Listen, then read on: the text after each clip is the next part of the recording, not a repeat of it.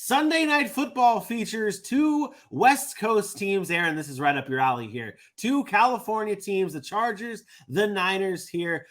Niners enter this game coming off of their bye. They're 4-4. Chargers 5-3. The Niners 7-point favorites here with an over-under of 45.5.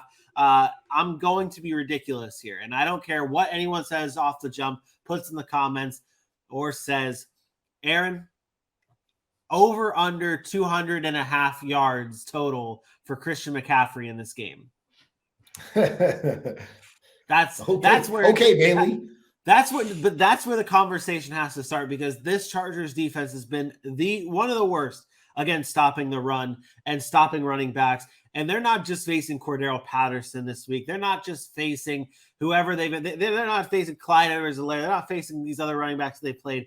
They're facing the best running back in the NFL in Christian McCaffrey.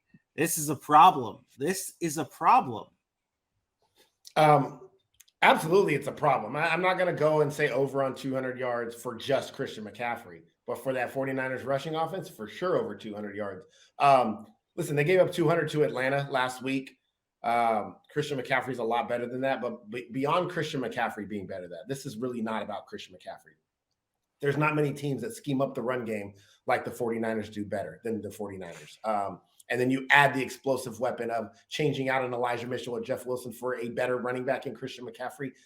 I'll say it again. This is the most versatile offense in the NFL, especially when everybody's healthy. I know Deebo Samuel's banged up. He probably won't play, but you still have George Kittle. You have Christian McCaffrey. Hopefully, Brandon Ayuk's still out there. Hopefully, Jawan Jennings is back on the field. And I think that's enough for the 49ers in this game, because of how good that defense is and their ability to get after the quarterback and the versatility of them on offense. Christian McCaffrey is going to have a day. If you have Christian McCaffrey on your fantasy team, you've been waiting for this matchup for 2 weeks now, once he got moved to the 49ers. I know I have, and I expect a huge day from him, both on the ground and through the air. So, yes, you're right. Huge day for Christian McCaffrey here. I don't know if he touches over 200 total yards, but 180, 170 is just as good. So, expect a big day here from C-Mac. AJ, on the other side, Austin Ekeler really leads this offense here on the Chargers side with all the injuries that they've had. No Mike Williams in the past few games, no Keenan Allen for the past few games, and maybe for the foreseeable future. Jesus Christ. Austin Ekeler has been the focal point of this team. But in this game, you might have to go around. You might have to spread it around and find ways to get other guys involved. What is the key for the Chargers in this one to pull off the upset over the Niners? Consistency and simplicity. You don't need to make too much happen. If you're not going to have your guys, if you're not going to have your go-tos, what's the best way to get the ball to your playmakers? What's the best way to find an Austin Ekeler? What's the best way to find a Gerald Everett, who's been playing pretty decently over the past couple weeks? 8 targets, 9 targets, 7 targets week in and week out, and finding ways to produce. Joshua Palmer, is he going to have a say in any of this? Keep it consistent to your playmakers that you have left and make it simple. I mean, you don't have to be the Justin Herbert that threw 5,000 yards this season, because that hasn't worked. Right now, you're at the final spot of a wild card game in the AFC. You need to find a way to not slip any further than that, and that happens by finding ways to get the ball into the hands of the players that are going to make the plays when it matters the most.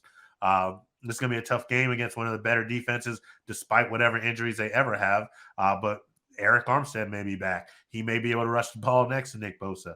I think you mentioned Jimmy Ward coming back in that secondary. I think San Francisco has enough on both sides of the ball now that they're going to be able to give the L to the Chargers. Give me San Francisco 28-24. Aaron? Yeah, I know this is not a fantasy show, but I did want to address the Austin Ekeler situation that people were down on him after 3 weeks. They're looking real stupid now, right? We told you that Austin Ekeler would be fine. Looking real dumb. And we talked about the touchdowns he didn't score in week 3. He's had 10 touchdowns in 5 weeks.